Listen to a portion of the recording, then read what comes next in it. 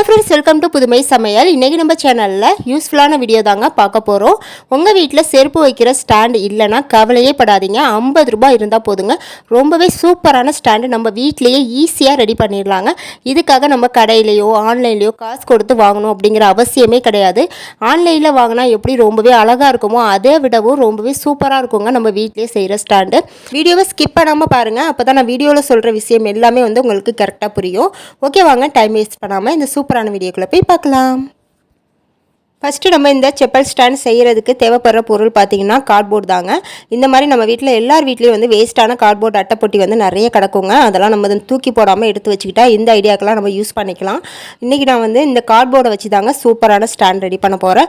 அதுக்கு ஃபஸ்ட்டு நான் இந்த மாதிரி சைஸில் கட் பண்ணி எடுத்துருக்கேங்க. என்ன சைஸ் அப்படின்னு பார்த்தீங்கன்னா, நீளம் 75 சென்டிமீட்டரும் அகலம் 30 சென்டிமீட்டர். இது நீங்கள் டேப்பில் ஃபஸ்ட்டு மார்க் பண்ணிக்கோங்க.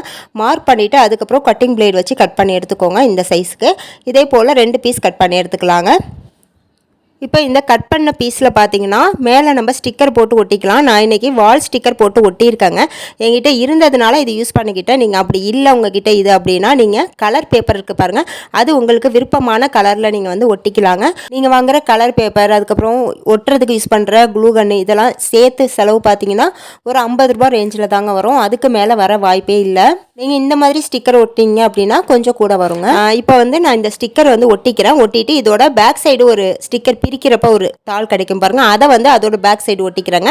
அதாவது ஃபுல்லாகவுமே அந்த ஸ்டிக்கரே ஒட்டாமல் ஃபஸ்ட்டு இந்த பக்கம் ஸ்டிக்கரும் அந்த பக்கம் அதோட பிரித்த பேப்பர் அதையுமே நான் கம் போட்டு ஒட்டிக்கிறேங்க. ஒட்டி முடித்த பிறகு இப்படி தாங்க இருக்கும். அடுத்து நமக்கு தேவைப்படுறது கட்டப்பை குச்சிங்க.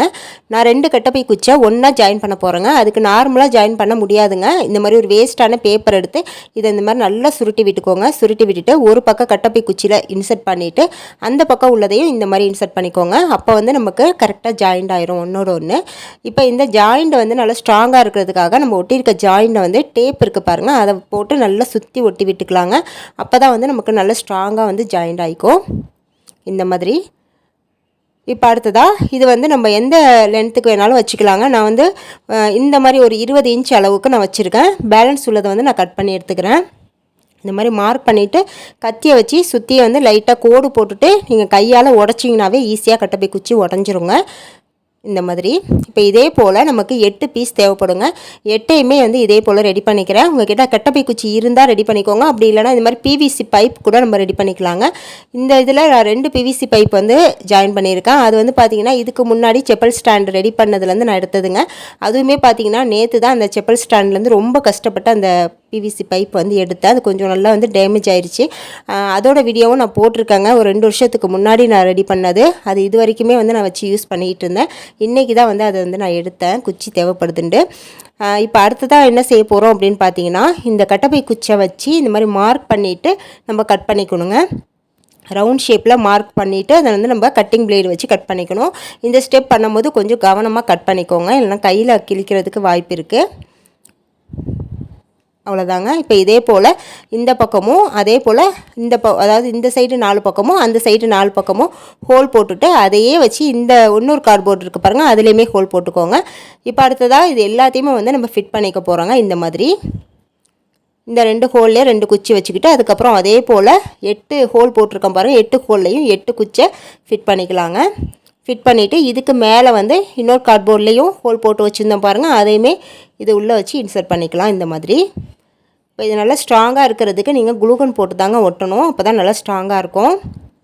இதுக்கு ஒட்டுறதுக்கு நம்ம குளூ ஸ்டிக் ஒரு 20 ரூபா வச்சுக்கோ. ஒரு ஸ்டிக் 10 ரூபாங்க ரேஞ்சில் வச்சாலும் 2 ஸ்டிக் போதுங்க நமக்கு ஒட்டி முடிக்கிறதுக்கு. இப்போ பார்த்தீங்கன்னா நான் 2 குச்சி மட்டும் ஒட்டி காட்டியிருக்கேன் பாருங்கள். இதுக்கு மேலேயும் நம்ம 2 குச்சி ஒட்டணுங்க.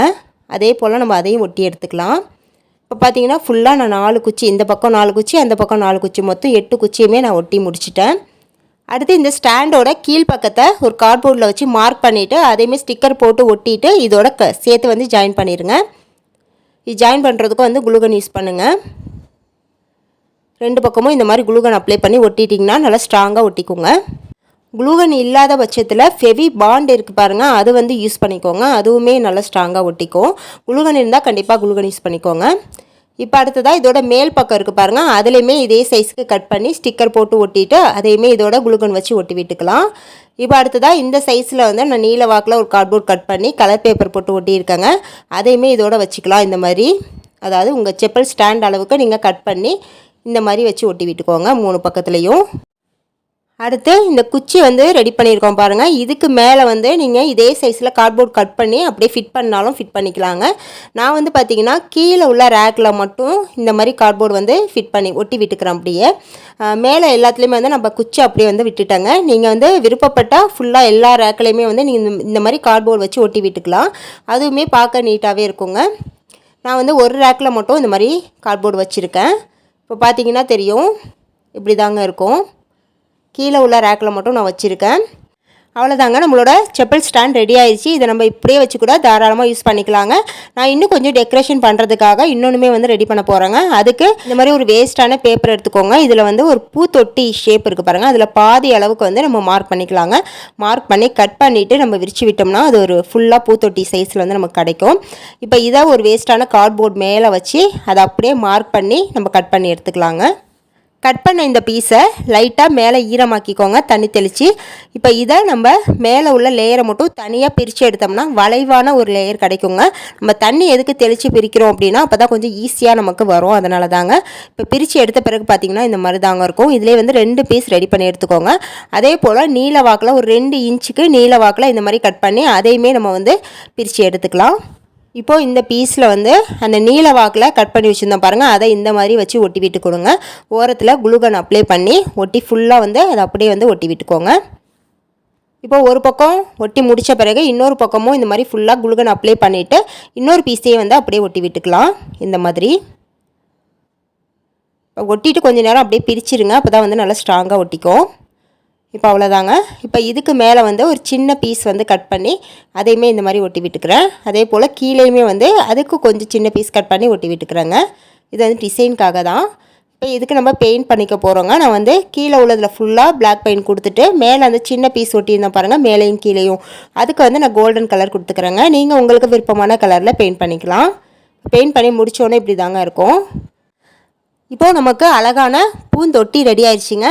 இதை நம்ம செப்பல் ஸ்டாண்டு மேலே அப்படியே வச்சு விட்டுக்கலாம். வச்சுட்டு இதுக்கு உள்ளே வந்து நம்ம பூவெல்லாம் இந்த மாதிரி இன்சர்ட் பண்ணிக்கலாங்க. பார்க்கவே இவ்வளோ அழகாக இருக்குது பாருங்கள். இந்த பூந்தொட்டி இதுக்கு மேலே வைக்க மட்டும் இல்லைங்க, உங்கள் வீட்டில் நீங்கள் எங்கே வேணாலும் வச்சு யூஸ் பண்ணிக்கலாம். வேஸ்ட்டான கார்ட்போர்டில் வந்து நீங்களே ரெடி பண்ணி யூஸ் பண்ணும்போது பார்க்கவே ரொம்பவே அழகாக இருக்குங்க. இப்போ எங்கள் வீட்டு வாசலில் ஒரு ஓரமாக வந்து இந்த செப்பல் ஸ்டாண்டை வச்சுட்டேன். பார்க்குறதுக்கே எவ்வளோ நீட்டாக அழகாக இருக்குது பாருங்கள். நம்ம ஆன்லைனில் வாங்கின மாதிரியே இருக்கும். இப்போ இதில் நம்ம செப்பல்லாம் அடுக்கி வச்சிடலாம்.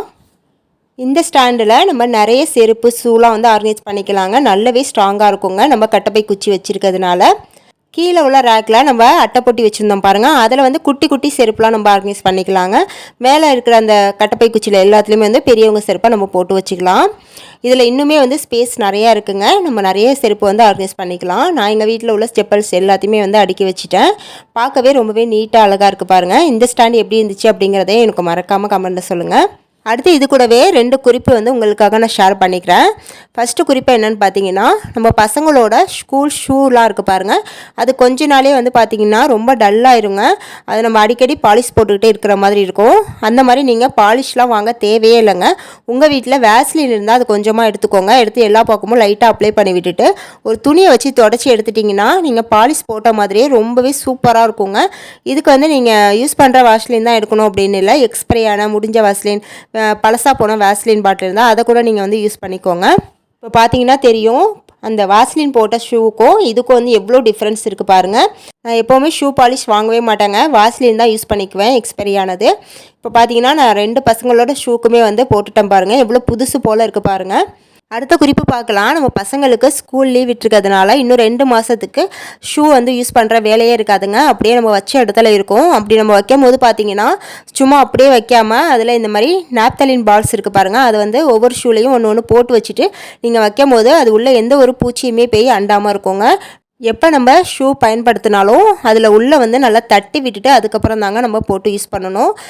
ஓகே ஃப்ரெண்ட்ஸ், இந்த வீடியோவில் சொன்ன எல்லா குறிப்புகளுமே உங்களுக்கு பயனுள்ளதாக இருந்திருக்கும்னு நினைக்கிறேன். உங்களுக்கு இந்த ஸ்டாண்ட் பிடிச்சிருக்கா, எப்படி இருந்துச்சு அப்படிங்கிறதையும் எனக்கு மறக்காமல் கமெண்ட்டில் சொல்லுங்கள். இதே போல் நிறைய செப்பல் ஸ்டாண்ட் நான் ஆல்ரெடி மேக் பண்ணி வீடியோவாக போட்டிருக்கேங்க. அந்த வீடியோ நீங்கள் பார்க்கணுன்னு நினச்சிங்கன்னா டிஸ்கிரிப்ஷன் பாக்ஸ்லையும் எண்டு கார்ட்லேயும் அதோட லிங்க் கொடுக்குறேன். தேவைப்பட்டால் போய் செக் பண்ணி பார்த்துக்கோங்க. வீடியோ பிடிச்சிருந்தா மறக்காமல் ஒரு லைக்கை தட்டி விட்டுட்டு இது போல் நிறைய யூஸ்ஃபுல்லான வீடியோஸ் தெரிஞ்சுக்க நம்ம புதுமை சமையல் சேனலை சப்ஸ்கிரைப் பண்ணி வச்சுக்கோங்க. நெக்ஸ்ட் ஒரு சூப்பரான வீடியோவில் வந்து மீட் பண்ணுறேன். தேங்க்ஸ் ஃபார் வாட்சிங்.